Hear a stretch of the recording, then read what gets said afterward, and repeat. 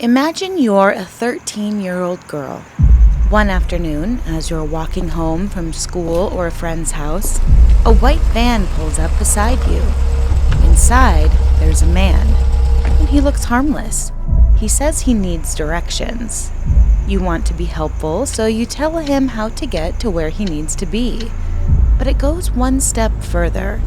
He asks you to get into the car and show him. You don't think anything of it. It's just directions. He'll drop you off when you get to the destination. So you climb in the car. But suddenly, that kind smile turns into something different. Something evil. The man who seemed so harmless now seems sinister, and you realize you've just walked into a trap. He hits you, binds your ankles and feet, and covers your mouth. You're completely immobilized. He asks you if you're a virgin and smiles when you nod. Then he begins to drive. Part of you hopes you'll get away, but the other part of you knows that if you don't, you'll suffer a fate worse than death. Well, for at least 12 girls, that was the case. They endured unspeakable horrors at the hands of Michel Fourniret, the ogre of Ardennes. But Michel didn't just kidnap and murder. His fascination was with raping and robbing girls of their innocence. And he didn't work alone. His right-hand accomplice was his own wife, Monique.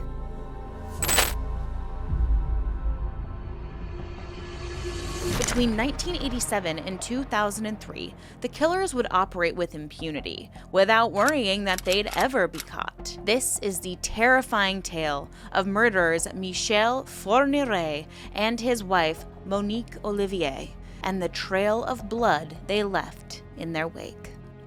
First things first, guys, let's get a little bit of context into the type of man that Michel was.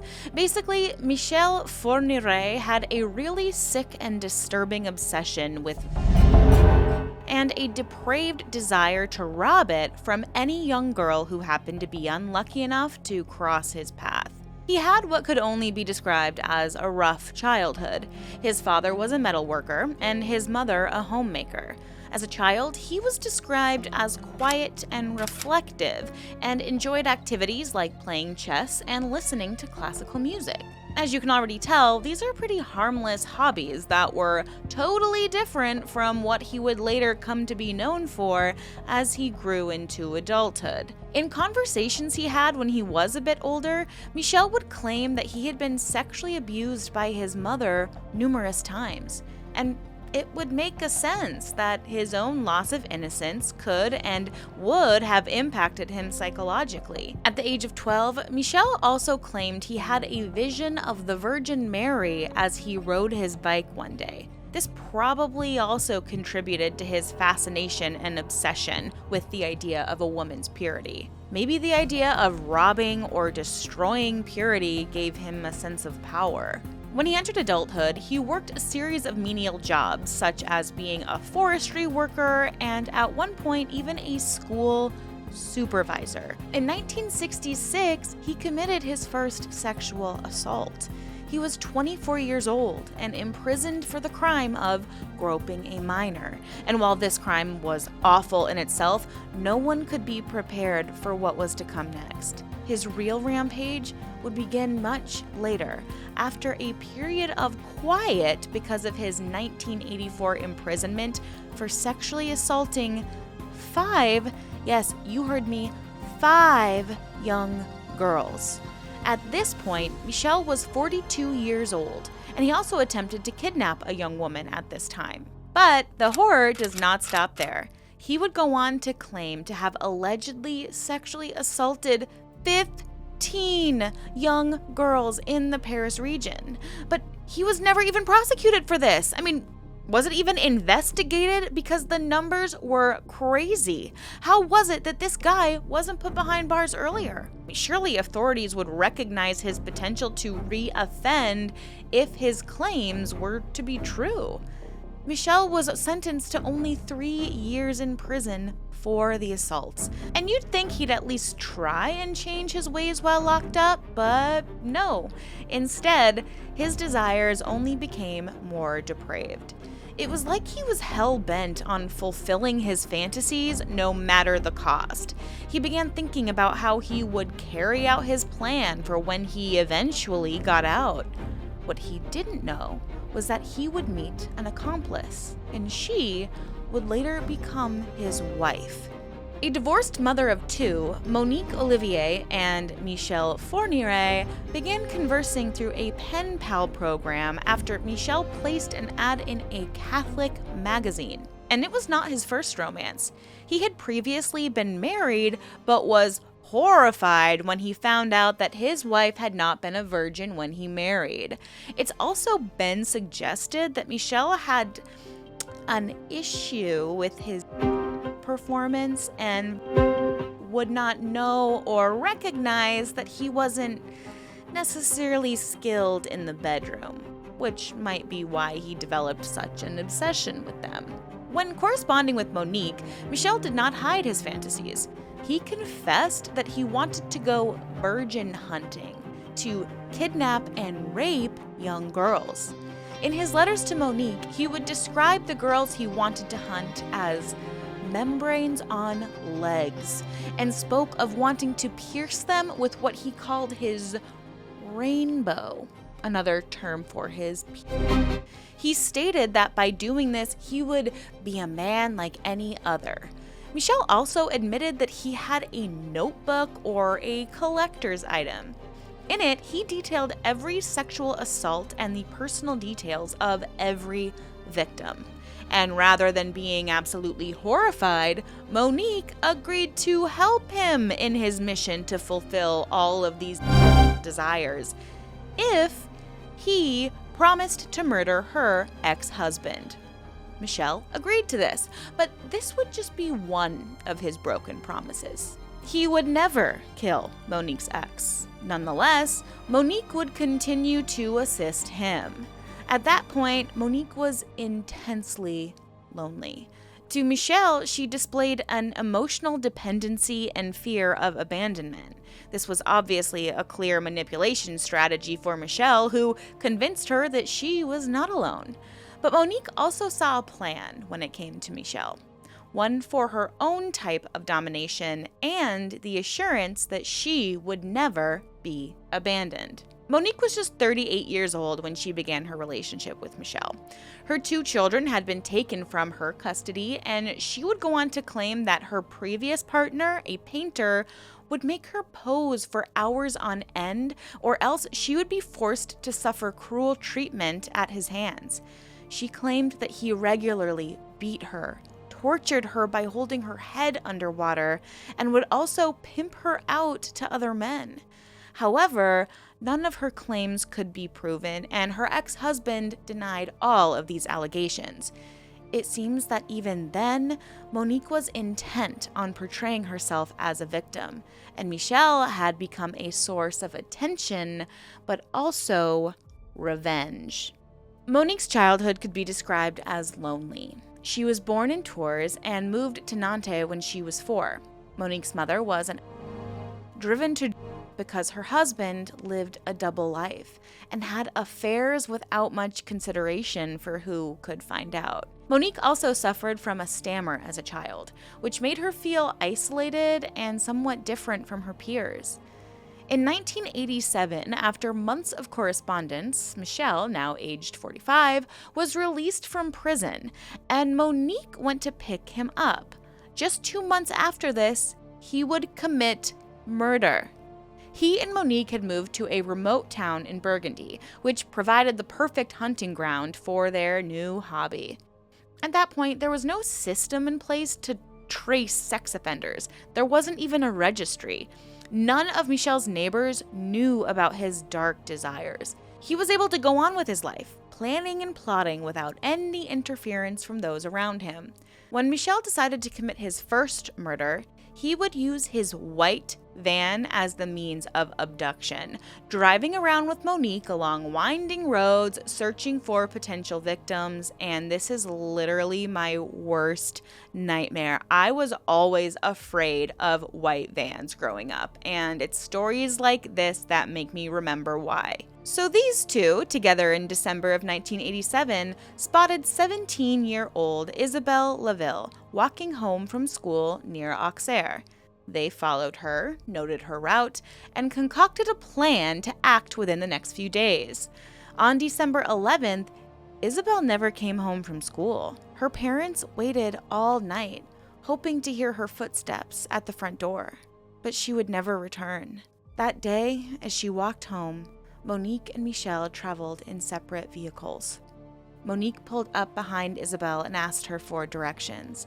She then requested that the girl get into her car and show her the way. And Isabelle, out of kindness, agreed. And as the pair drove, Michel had parked his car further down the road and was standing beside it, pretending it had broken down. Monique pulled up next to him, and the pair pretended that they didn't know each other. After Michel told them that his car had broken down, Monique offered him a lift, sealing Isabelle's fate. In the car, Michel suddenly produced a piece of rope, which he used to strangle Isabelle, while Monique administered a dose of. Then, while Isabelle was incapacitated, they drove her back to their home in Saint-Cyr-les-Cologne, where Michel would rape her. But there was one problem. Michel struggled with impotence, and to rape Isabelle, he needed Monique to perform a act on him. Monique, of course, agreed. After he raped Isabelle, he strangled her to death, and the pair dumped her body down a well in Bussy and Ont, where it would remain hidden for 18 years. This was a bonding activity for Monique and Michel.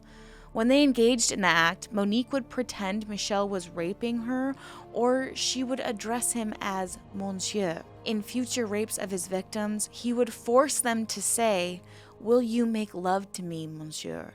or "Thank you, Monsieur," phrases that Monique would repeat when the pair had to allow Michel to relive the experiences. And this is honestly one of the most disgusting details to me about this entire case. I mean, can you imagine being in these victims' positions where they're forced to say thank you to their perpetrator? I can't even imagine. After Isabelle, it would only be 3 months before Michel would kill again.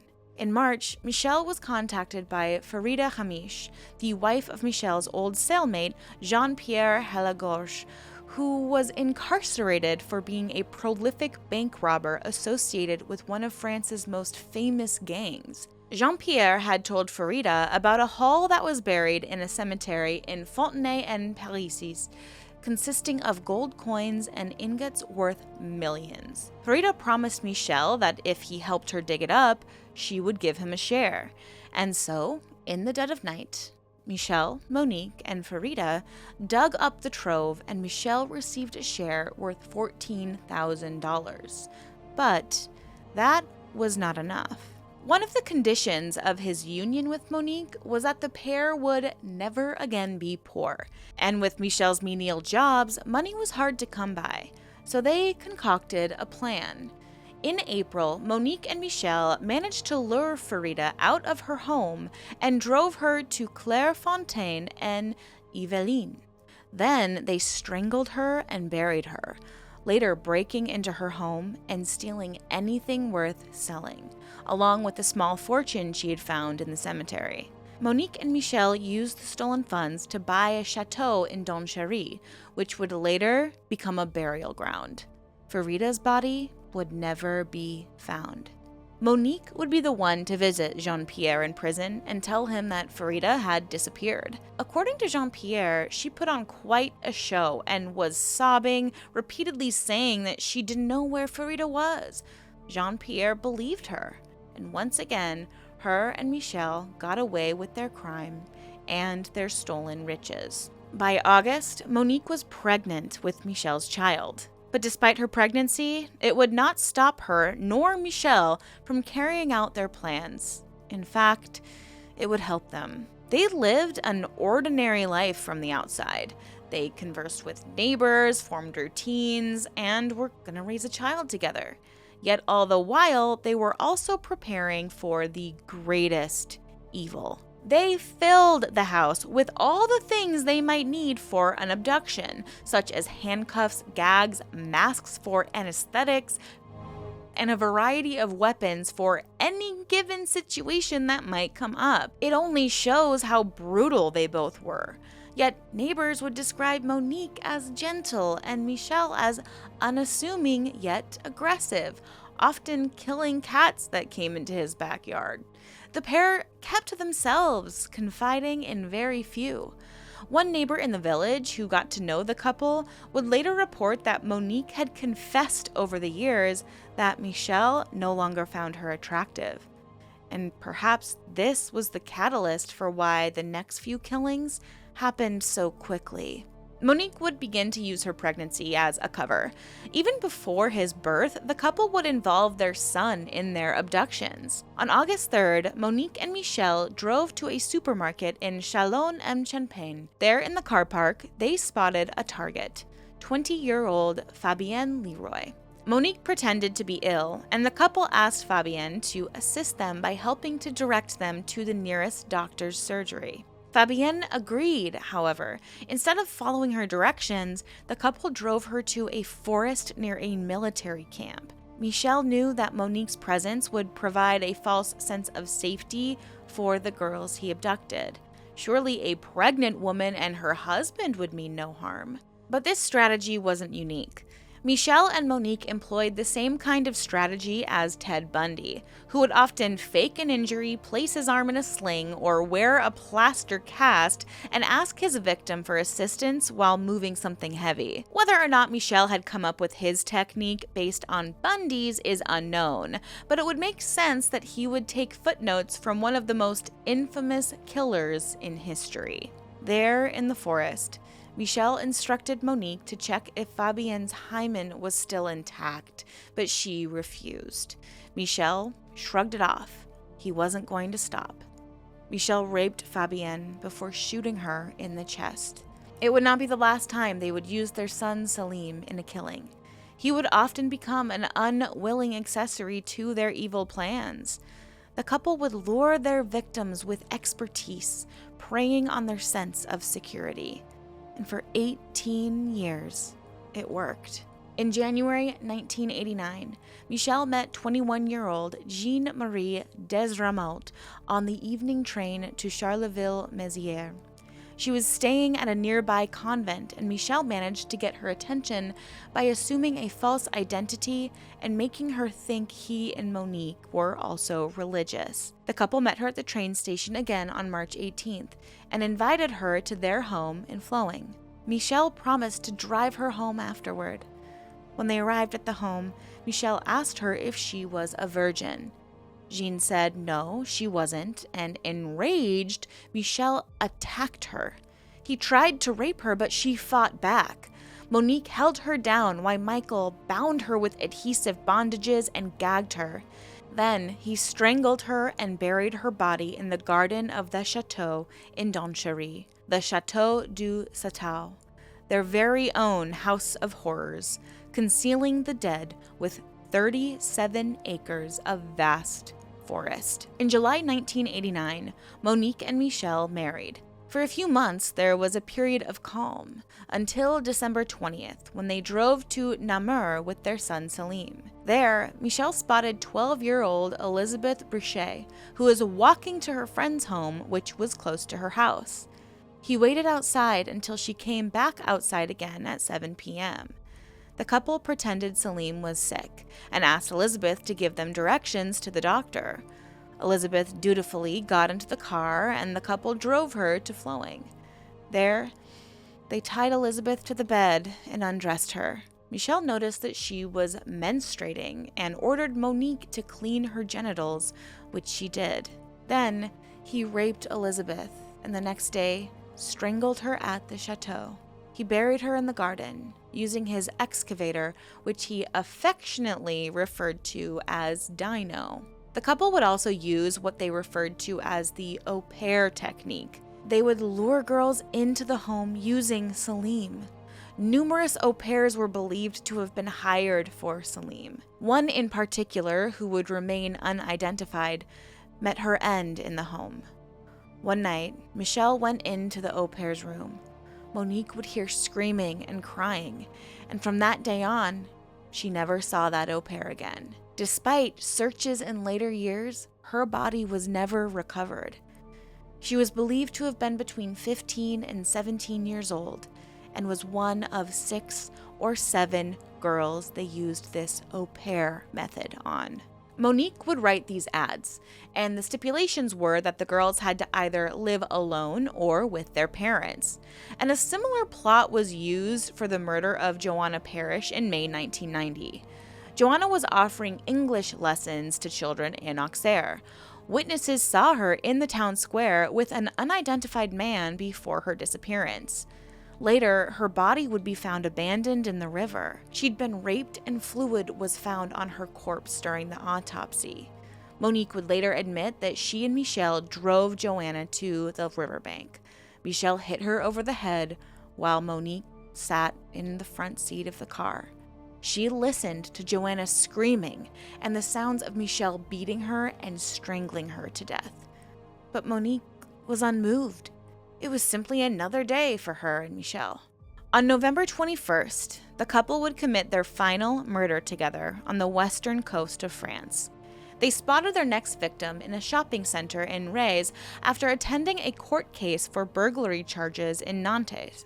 13-year-old Natasha Danai was walking through the car park to fetch her mother's purse from her home. The couple lured her into the van, once again asking her for directions. They drove her to a secluded area, and Michel stabbed her twice in the chest with a screwdriver. Then he strangled her and abandoned her body on the beach. Of course, he didn't leave without taking a trophy, raping the girl's corpse after she was dead. Now, at the time, there were very few leads, and Natasha's neighbor was suspected of being involved. Jean Groy was falsely accused as his van matched the description of Michel's. He would later commit suicide in his cell, unable to cope with these allegations set against him. After Natasha's murder, Michel felt emboldened enough to commit his crimes alone.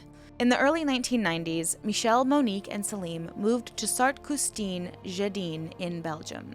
Between 2000 and 2001, Michel committed 2 more murders, having allegedly abstained from his twisted desires for over 9 years. On May 16, 2000, Michel drove across the Franco-Belgian border to Charleville-Mézières. 18-year-old Céline Saison was on her way home from school. Somehow, probably using his usual tactics, he managed to convince her to enter his van. He then drove her back to his home where Monique was waiting. He raped Céline, then strangled her with a rope before dumping her body in a forest in Sugny. Her remains were discovered 2 months later by mushroom pickers. On May 5, 2001, Michel drove to Sedan, where he spotted 13-year-old Mananya Thampong. He had met her previously, having given her a lift home a few weeks before and gained her trust that way. He met her outside the library on this particular day and invited her back home to play with his son. Mananya agreed. She was known to be a sweet girl, the type any parent would be proud of having. She climbed into the back of Michel's van and he drove her to Nolivo, where he strangled her to death. Her remains were found 10 months later, having been almost completely eaten by wild animals. In June 2003, Michel would try to carry out another kidnapping and murder, but this would be the beginning of the end for him. He attempted to abduct a 13-year-old by asking her for directions to Mont de la Salle. The girl agreed and got inside the van. She would later tell officers that as soon as she was inside the van, Michel's demeanor changed and his smile became evil, according to her. He bound her hands and ankles with rope and asked her if she was a virgin. She was trapped, tied up in the back of the van, yet somehow she managed to chew through the binding and broke free. She jumped out of the back of the van and began to run down the road until she managed to flag down a passing car. But Michel was not about to let her go. He turned around. The girl had gotten inside the car that had stopped for her, and they drove onwards, passing Michel's vehicle along the way. The driver took down Michel's license plate and then drove to the police station where the 13-year-old reported the attempted abduction. When the police ran the plates through the system, Michel Fourniret's name came up. He was taken into custody, and thus an investigation began. Thank goodness, finally there's an end to this violent, disgusting rampage. On June 27, 2003, police began searching the Fourniret home using diggers and ground-penetrating technology. There, they discovered the horrific items inside the home. They found ropes and mismatched children's clothes that did not belong to Salim, which signaled to them that something was very wrong.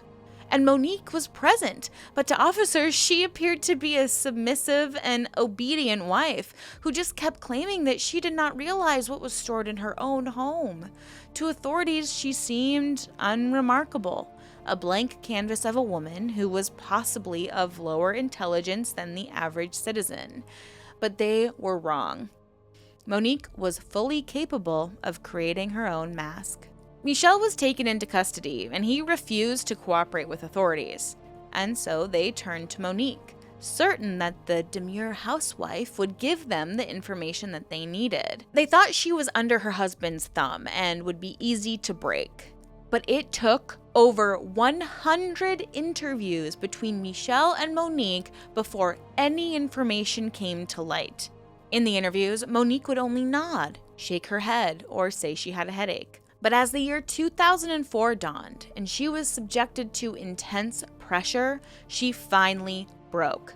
She admitted to 6 murders. After she confessed, the house of cards fell, and Michel confessed to killing 8 women and 1 unidentified man between 1988 and 2002.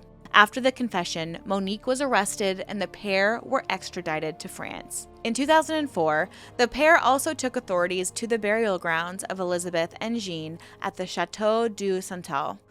When the bodies were uncovered, the prosecutor was present and standing beside Michel. As the excavator uncovered Elizabeth's body, the authorities looked on in horror. What happened next could only show how completely depraved and remorseless Michel was. Michel reportedly turned to the prosecutor beside him and said, "It's so sad. It's awful." And then added, "Do you realize that when I strangled that little girl, she was the same age as your daughter is now?" Even in the face of what he had done, Michel had a chilling attitude towards the subject of death and the potential of killing again. He wanted to make sure that anyone handling his case would not come out unscathed, especially those who would challenge him in court. Monique was also present at the scene, and she was crying, but not because of the evil actions of her husband. She would motion to anyone who would glance her way at the handcuffs shackled to her wrists. She wasn't mourning the deaths of the 2 innocent girls. She was mourning her freedom. It is just absolutely disgusting. So the trial took place between March 27th and 28th in 2008 in Charleville-Mézières. It was a media circus with over 400 journalists in attendance. Monique seemed particularly keen to have the women at the trial hear her side of the story, believing that they would empathize with what she had been through. But to the French public, this was a slap in the face. She did not want to be seen in the same light as Michel, but to many, Her role was even more horrific. How could a woman and a mother do this to other young women? And it was a momentous trial, with Michel accused of the 8 murders and Monique accused of 1, as well as being an accomplice to basically all of them. The prosecution was aiming for both to get the maximum sentence, and it was clear that Michel would likely get life in prison, but Monique's fate was not as certain. Without Michel, Monique may not have become a criminal. But without Monique, Michel never would have been able to abduct and murder as many girls as he did. The question was, what would be the right punishment for Monique Olivier? Was she as equally responsible as Michel? Or perhaps even more? As the trial began, throngs of people lined up outside the courthouse. The public hated Monique, as they believed her role was worse due to her gender and that she was a mother. How could she allow this to happen to her own sex? There was undoubtedly a disparity in fairness. Monique was to an extent more vilified than her husband, Michel, even though he concocted the plans and he was the one to enact the rape and murder. He was also a parent, equally responsible for the well-being of his son. Yet somehow Monique bore the brunt of the most vitriol. Monique's defense tried to portray her as weak and afraid to get the public to sympathize with her as much as possible. But was she really a victim? On the first day of the trial, the room was packed and Monique was expressionless, looking all around her. She had dyed her hair blonde and cut it.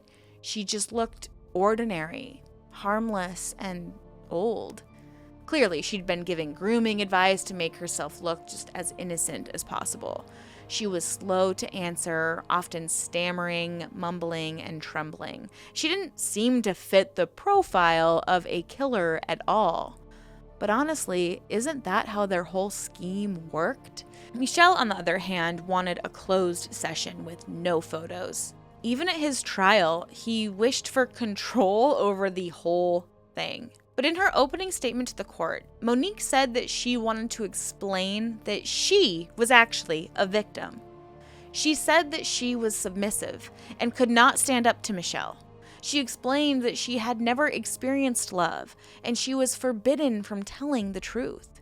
She also suggested that Michel had implied that if she told anyone, she too would be killed. But the dim-witted dormouse figure she portrayed was a ruse. She was assessed, and it was declared that while she had a dependent personality, she existed through Michel's desire and was able to change her tactic according to how she could be most useful. Despite her testifying against him, Michel stated that he had threatened to kill Monique and Salim if she turned on him. Both he and Monique were painting her as the victim, but not everyone was convinced. Experts began dissecting Monique's personality, eager to uncover the truth behind this vacant mask. In 2006, a court expert met with Monique to do an IQ test. One of the tests involves piecing together a series of blocks, and this test is timed. It's simple at first, but gradually becomes more difficult, and the average French citizen is usually able to do 11 out of 40. But Monique completed 36 out of 40. She has well above average intelligence. She might even be a genius. And a second test was done, a codes subtest where numbers corresponded to codes and the subject must memorize the symbols. Monique scored 76, with the total French average being 17. She scored in the top 2.2% of the French population. She was, by all accounts, even more intelligent than Michel. She had fooled everyone and was seemingly quite the actress. Yet Monique protested her intelligence during the trial. However, she could not deny her IQ of 131, painting her as the manipulator and not the victim. On April 30th, the Menagna case was discussed. Michel did not speak, and so Monique was questioned instead by an advocate for the families. The horrifying topic of the couple's life was introduced. Monique stated that she would act like the victims, asking her husband to rape her. All the victims were made to beg. Monique and Michel would replay their crimes in their life, but it was not just for Michel's benefit. It pleased Monique to arouse him. She was also in charge of logistics sexually. To rape, Michel needed Monique's help. She confessed that she would assist him by performing and would also check the girls using her 2 fingers to see if their hymens were intact. These actions held perverse interest for Monique. She could have left or turned Michel in, but she didn't. In her own way, she also received gratification. She was more than a manipulator. She was a female sex criminal, an anomaly in society at that point. On May 26th, the prosecution offered their closing speech. They requested life imprisonment with no parole for Michel and life imprisonment for Monique. They referred to Michel as a grotesque, grimacing clown and Monique as a witch and a spider who had betrayed the cause of all mothers and wives. Monique's defense, represented by Richard Delgine, claimed that the hostility toward Monique almost absolved Michel of his crimes. On May 27th, the defense made their closing statements. As Delgine stood to speak, the families of the victims stood, placing a rose and a photo of the victims before the jury, and leaving the room in a silent act of defiance. They did not wish to hear why the monster deserved a defense. They felt Monique was the real mastermind, yet the defense asked for a distinction. There was a symbolic difference between the actual killer and his accomplice. On May 28th, Michel was sentenced to life in prison with no parole after being convicted of 7 murders. Monique received a 28-year prison sentence with no parole. Both were also ordered to pay 1.5 million euro in moral compensation to the victim's family, and neither tried to appeal their sentence.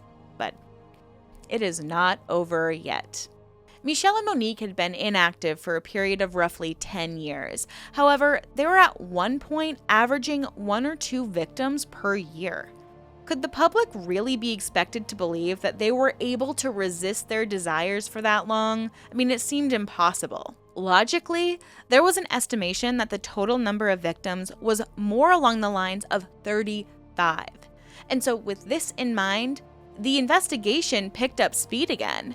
The only other person who knew the truth was Monique. She was the key to the other cases. But with nothing at stake, would she agree to participate? Monique insisted that she did not know if there were any murders in those 10 years. For the 10 years after their convictions, Monique and Michel kept mainly to themselves and eventually got divorced. Yet, the investigation continued. In May 2015, Monique's former prison mate contacted authorities. Monique had confided in her about the Estelle Mouzine case. The prison mate had seen Estelle's father pleading with the public on television for any information. She asked Monique if she knew anything about the case. Monique reportedly replied, "She's his type of child," referring to Michel's preferences. It was on January 9th, 2003, that Estelle left school at 6 p.m. and never returned home. She was only 9 years old, the youngest of all the victims. There was no evidence, no clues, no witnesses, but her parents believed she had been taken. Authorities conducted a 25-kilometer search around Guermantes, looking in wells, waterways, and forests, but they found nothing. Then, Estelle's classmate disclosed something. Just before the Christmas holidays, Estelle had been approached by a vehicle. She was on her way home when a man drove beside her and offered her a ride. She refused, and he left. Authorities were able to create a composite sketch and identified the car as a white van. Michel was considered a suspect, but by then he was already in custody. Police needed to find a link to Estelle's case and if Michel had been in the area on January 9th, but he had an alibi. There was a record that a phone call had been placed from his home landline to his eldest son from his first marriage. The distance from his home to Estelle's was 250 kilometers, a distance that could not be covered quickly. It was due to this factor that the police had to rule out his involvement. However, Monique eventually confessed to her cellmate that she had been the alibi. That day, Michel had told her that he was going out to hunt virgins and that he'd already scoped out the town and targeted 2 girls. He said that he liked the other one more and that the road she traveled on was dimly lit, perfect for an abduction. He instructed Monique to call his son at a certain time, to let it ring twice, then hang up, providing the perfect alibi. In 2018, after this news came out, Michel confessed to the murder of Joanna Parrish and in 2020 of Estelle Mouzine. A hearing for both Monique and Michel was held where Monique was questioned. She told the magistrate that she had made the call and that Michel's alibi was actually false. And it's like, why wait that long? You already know you're going to be in prison for probably the rest of your life, and you just decided to not provide any justice for these families until a decade or so later? What? I mean, it was a cold case confession that was possibly indicating a turnaround in morality for Monique. However, it was entirely based on Monique's accusations. There was no solid evidence yet. At the end of 2020, a reconstruction took place. Monique and Michel were escorted to the scene of the abduction. For the first time in years, the couple was reunited. Michel's memory was hazy, but through discussion with Monique, more information came out. At that point, Michel was showing signs of developing Alzheimer's, which could have contributed to his bad memory. But many years had also passed since the killing, and the details were all a blur, and authorities could only really rely on Monique for the truth. Despite this, Michel admitted that he had killed Estelle, yet searches yielded no results. Despite digging through acres of forest, they did not find the body, and Estelle's fate remains a mystery. On May 10, 2021, Michel died at age 79 from heart problems after being hospitalized. And unfortunately, his secrets died with him. Estelle's remains were lost forever. Additionally, it would now be harder to find the bodies of the still unidentified victims that undoubtedly had accumulated over the years. The rest of the truth lays with Monique alone. But she didn't take part in everything. Eventually, she would go on to admit that she was present when Estelle was kidnapped. Michel left the home, and Monique watched over Estelle while he was at work. It was important to keep up the routine, she said, so that no one would suspect them. Estelle was the youngest ever victim, and Monique called her Little One. Still, she didn't free her, or any of the others for that matter. Estelle would scream and cry out for her mother, but Monique reportedly said that she'd gotten used to the cries over the years, and that all the victims eventually cried out for their mothers. It was nothing new to her. They also all begged Monique to let them go. But Monique was indifferent to their suffering. Even now, it's unknown to what extent she was involved in Estelle's death. Although Monique claimed to know more information, others were skeptical that she was just simply using the opportunity to garner attention and was making up stories. In August of 2021, the searches for Estelle resumed at the Chateau. Monique traveled with authorities, leading them up a dense forest path, speaking as they moved. 18 years had passed since Estelle was kidnapped. Out in the open air, Monique was once again the center of attention. She reportedly took pleasure in leading the authorities as they relied on her for information. Once again, she got to manipulate someone. At the very end of the search, Monique suddenly told authorities that, oops, they're in the wrong location altogether. So Estelle's body was still not recovered. It was as if Monique was playing a game and receiving satisfaction from the situation, even though nothing was at stake anymore. She felt like she got to be in control again. In 2022, Monique claimed she had no idea where Estelle's body was. The cases of Joanna, Estelle, and Marie-Angélie Domessé, whose remains were also never found, were tried together in November 2023. In December, Monique was handed a second life sentence with a minimum of 20 years. Once again, the 3-week trial highlighted her role in reassuring the victims get into the van. Monique Olivier will be able to apply for constitutional release in 2032. Then, she will be 84 years old. Who knows if by then she'll finally confess to everything she saw? The harrowing tale of the ogres of the Ardennes came to an end, yet secrets still remain buried. What does Monique Olivier know, if she knows anything at all? Just how involved was she in the deaths and disappearances of all these young girls? And just how many more victims were involved? Can we really be expected to believe the pair took a 10-year hiatus and refrained from their urges? We can only hope that at some point, the truth is revealed, and the victims can be laid to rest. Monique was vilified in the media, rightfully for her role in the murders. However, it cannot be denied that there was a difference in the blame she took in comparison to her killer husband. The fact remains that Monique is a genius, an evil one at that, capable of the most horrendous manipulation, taking gratification from death and abuse, all to please an absolute maniac. Many have wondered about the son of these killers, Salim. In a recent hearing for Monique, he spoke to the court and to his mother via video while wearing an elaborate disguise of a wig, fake glasses, and a fake mustache. He shouted at Monique to reveal what she knew and told the court that he had no idea of the horrors his parents were committing, referring to them as actors who concealed their crimes from him for most of his life. After discovering his parents' real identities, Salim moved to southern France and assumed a new identity and a new life. Over the years, he's opened up to journalists about his life with the ogres of Ardennes, and often refers to his childhood as rose-tinted.